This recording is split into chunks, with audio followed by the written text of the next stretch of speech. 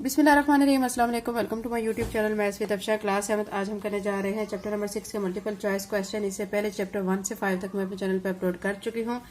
आज हम chapter number 6 के मल्टीपल चॉइस क्वेश्चन करेंगे। चैप्टर नंबर 6 के बाद वाले तमाम चैप्टर्स मैं पहले ही अपने चैनल पर अपलोड कर चुकी हूँ। इसीलिए अगर आप मेरे चैनल पर नए हैं और अगर आप चैनल को अभी तक आपने सब्सक्राइब नहीं किया तो काइंडली सब्सक्राइब करें, वीडियो को लाइक करें, बेल नोटिफिकेशन को ऑन कर लें ताकि जैसे ही मैं वीडियो अपलोड करूँ आपके पास नोटिफिकेशन आ जाए और इजी वे में आप समझ सकें। आज की वीडियो में हम multiple choice question chapter number 6 के करेंगे। इसमें फर्स्ट पे कहा गया select the correct answer from the given option. What type of tax is zakat, यानी जो ज़कात है वो किस टाइप का टैक्स है। ठीक है, इसमें ऑप्शन आपको दिए गए, ए पे वेल्थ कहा गया, बी पे इनकम, सी पे एग्रीकल्चरल और डी पे क्या कहा गया है, प्रॉपर्टी। यानी ज़कात उन्हीं लोगों को अदा करनी होती है मतलब जो मालदार होते हैं, तो ये दौलत पर होती है ज़कात, तो इसलिए वेल्थ वाला ऑप्शन ठीक है, यानी ए ऑप्शन ठीक है। हम ए को क्या करेंगे, टिक लगा लेंगे या सर्कल कर लेंगे।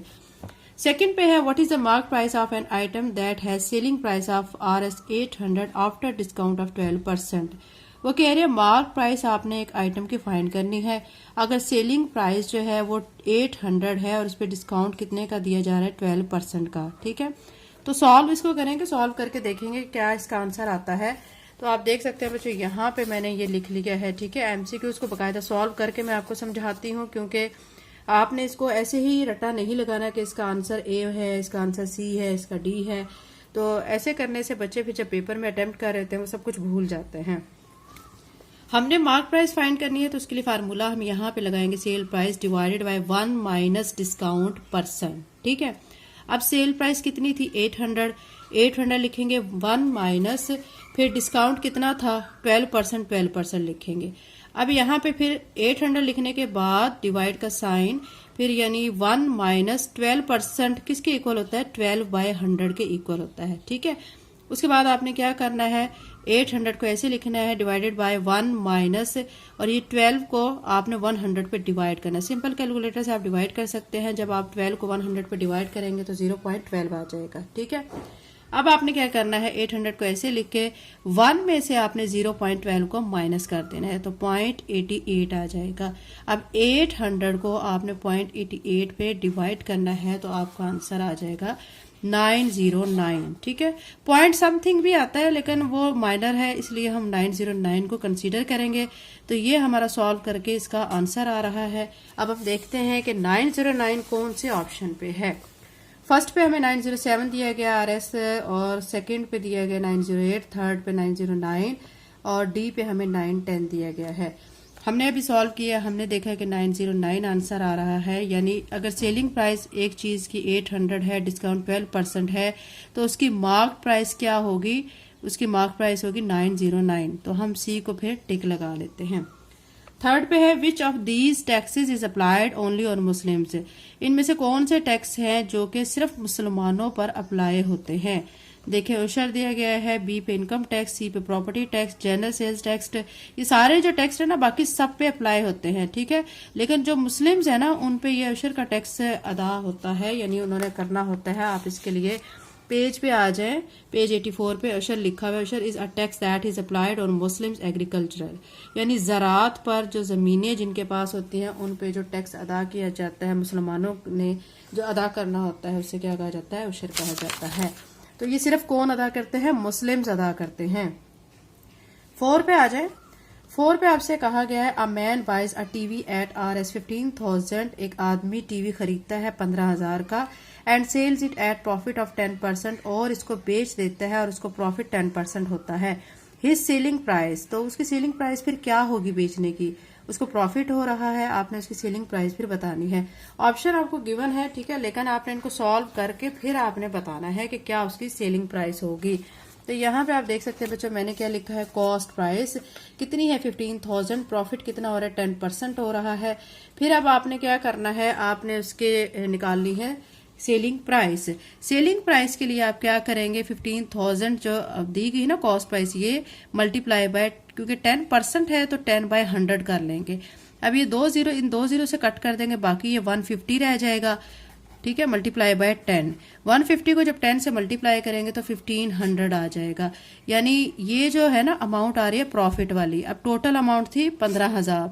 ठीक है, अब उस 15,000 में आप ये 1500 जमा करेंगे तो 16,500 रुपये टोटल अमाउंट बनेगी। यानी खरीदने की जो कीमत थी उसकी 15,000 का था, ठीक है। फिर उसकी जो प्राइस जो है 16,500 में उसने सेल किया है, यानी उसको कितने का प्रॉफिट हो रहा है, 1500 रुपये का उसको प्रॉफिट हो रहा है।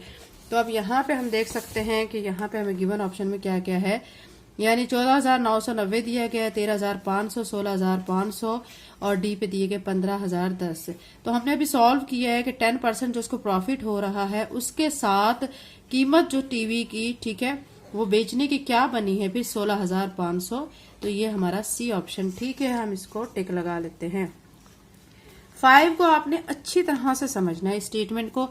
5 में कहा गया है Bina bought a piece of cloth at RS 40 पर मीटर, ठीक है। वो कह रहे हैं कि बीना जो है वो क्या करती है, 40 रुपए पर मीटर के हिसाब से कपड़ा खरीदती है। शी सोल्ड 10 मीटर, यानी इसका मतलब है कि उसने 10 मीटर कपड़ा खरीदा। जब बेच 10 मीटर रही है तो खरीदा भी सिर्फ 10 मीटर ही होगा ना। तो फिर वो कह रहे हैं कि फॉर RS 360 वो 10 मीटर कपड़ा जो है वो 360 रुपए में बेच रही है। कैलकुलेट हर गेन और लॉस, आपने बताना है कि उसको फायदा हो रहा है या नुकसान हो रहा है और वो कितने % हो रहा है, ठीक है। क्वेश्चन नंबर 5 जो है इसको हम सॉल्व करने के लिए क्या करेंगे, आप इसी तरह क्वेश्चन के मुताबिक हम सब कुछ लिख के फिर सॉल्व करेंगे। यानी टोटल क्लॉथ आप देख सकते हैं कि जब बेचा उसने 10 मीटर है तो खरीदा भी 10 मीटर ही होगा ना। तो 10 मीटर है, 1 मीटर जो क्लॉथ है उसकी प्राइस कितनी थी, 40, ठीक है। फिर 10 मीटर कपड़ा है, 1 मीटर की 40 रुपए है, तो 10 मीटर कपड़े की कीमत जाहिर बात है आप क्या करेंगे, 40 को 10 के साथ ज़रब दे लेंगे तो 400 रुपए बन जाएगी। अब जब उसने बेचा है ना 10 मीटर कपड़ा, वो बेचा है, उसने बेचने की जो कीमत है उसकी वो 360 रुपए है। खरीदा उसने 10 मीटर कपड़ा 400 रुपए में है, बेचा उसने 10 मीटर कपड़ा 360 रुपए में है। इट्स मीन उसको क्या हो रहा है, लॉस हो रहा है। यानी आपने क्या करना है, 400 में से माइनस कर देना 360 को, तो 40 उसको लॉस हो रहा है। अब ये लॉस की हमने परसेंटेज फाइंड करनी है। तो लॉस की परसेंटेज फाइंड करने के लिए आप क्या करेंगे, loss by cost price multiply by 100। Loss यहां से अभी मैंने निकाला है 40, वो 40 लिख दूंगी। कॉस्ट प्राइस कितनी थी, टोटल कितनी थी, 400 मल्टीप्लाई बाय 100। अब ये 2 जीरो इस 2 जीरो से कट कर दे, बाकी रह गया 40 और डिवाइडेड बाय 4। अब ये 4 1 जार 4 4 10 जार 40, तो क्या आ जाएगा यहाँ पे 10% लॉस उसको हो रहा है, ठीक है। तो ये इसका आंसर आ रहा है। अब देखते हैं हमें ऑप्शन में क्या क्या दिया गया है। हमें दिया गया 25% गेन, बी पे दिया गया 10% लॉस। ये तो हमें पता चल गया लॉस हो रहा है, और वो कितने % हो रहा है, 10%। अभी हम सॉल्व कर चुके हैं, तो बी ऑप्शन को टिक लगा लेंगे।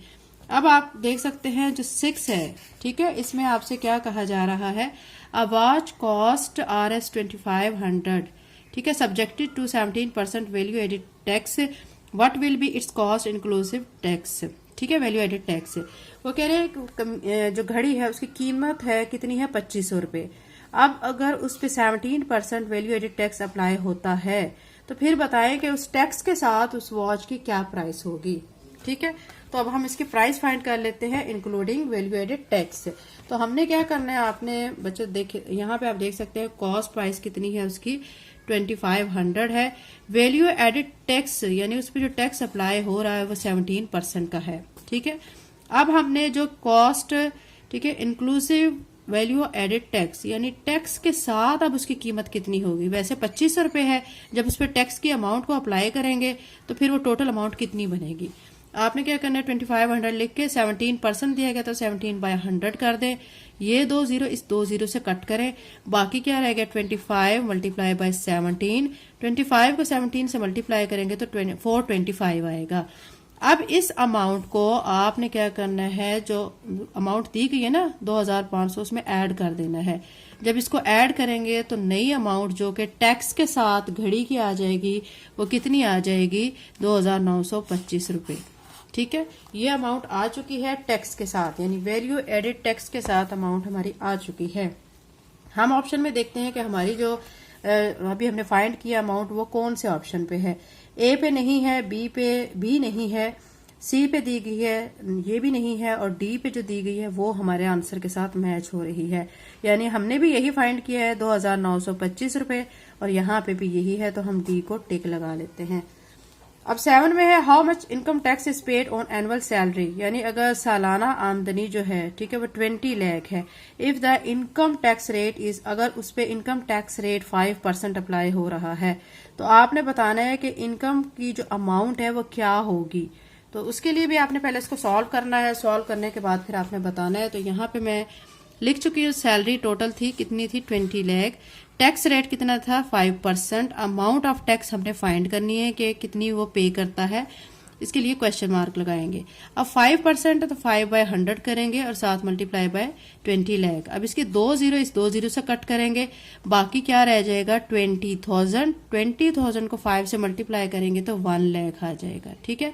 यानी उसने कितना अदा करना है, अमाउंट ऑफ टैक्स उसकी कितनी होगी 1 लाख। तो ये हमारा आंसर आया क्वेश्चन नंबर 7 को सॉल्व करके। अब यहाँ पे देखते हैं क्या क्या दिए गए हैं।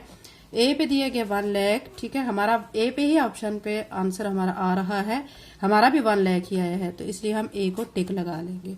Multiple choice question chapter number 6 के बच्चों कंप्लीट हो चुके हैं। अगर आप मेरे चैनल पे नए हैं और अगर आपने चैनल को सब्सक्राइब नहीं किया तो काइंडली सब्सक्राइब करें, वीडियो को लाइक करें। Thank you and Allah Hafiz.